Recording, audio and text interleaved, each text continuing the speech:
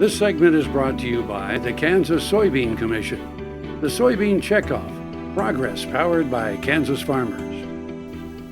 We're back. Let's join Kyle and Dr. Smith and learn about controlling animal disease with movement regulations, testing, quarantine requirements, and more.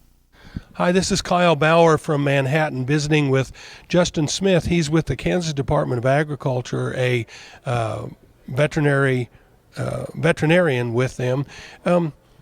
Help us understand what the job of the Kansas Department of Agriculture is when it comes to animal disease control. Sure. The Animal Health Division is actually our challenge. Our mission is to protect the animal, the health, safety, and welfare of our livestock industry as well as our pet industry across the state.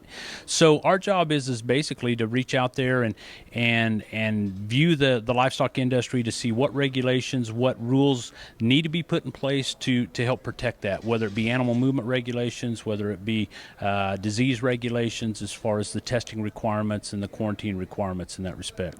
Our biggest, the other thing that we do is we reach out there and we do any kind of a foreign animal or emergent disease investigation. We are responsible for taking care of those as well.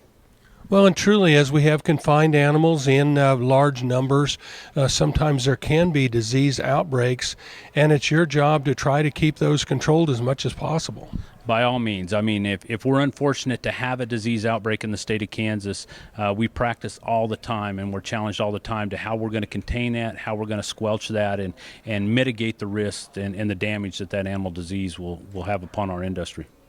And truly, those diseases range all the way from rabies, which is a relatively small number over wider periods and a lot of different species, to sometimes last summer avian influenza, right? Was that what it was called? And you had to do some euthanizing in large numbers? Definitely. Avian influenza was the one disease last year that impacted the United States, the largest animal health disease incident in the history of the United States. Unfortunately, state of Kansas, we did deal with it. It was on a smaller scale, but we did have to deal with it. But it did impact a great number of birds. So you have a lot of cooperation then with people out in the field in every county? Most definitely. We couldn't do it without the cooperation. We rely on them producers and owners to look at their animals each day, the daily husbandry, as well as the local veterinarian society. We rely on them tremendously. And if we have to do a response, we've worked out arrangements. We work on the local emergency responders as well as the local officials in any county to work to mitigate this. And you also have cooperation and or cross agreements with neighboring states. That's right, we do. One of the big things that we have in place now is MOUs with these states that if we have a disease and we need to shut down our borders for the purpose of movements, we have their acknowledgement that they're going to do the same. And so, yes, we do reach out across states and definitely communicate with them. And we think about that on big scenarios, but that happens regularly, even with like horse movement. Yes, it does. Likewise, an example is the vesicular stomatitis that was affecting our neighboring states to the west this last year.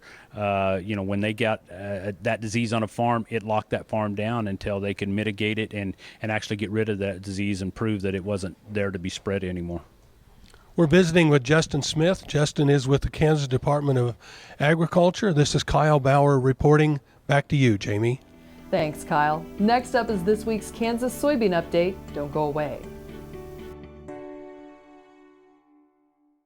Kansas Farm Bureau, the voice of agriculture, represents grassroots agriculture. The state's largest and most powerful farm organization stands up for its members through leadership development, agriculture education, legal defense, environmental advocacy, farm safety, and risk management. Members also enjoy money-saving benefits. To join our organization today or to learn more, go to www.kfb.org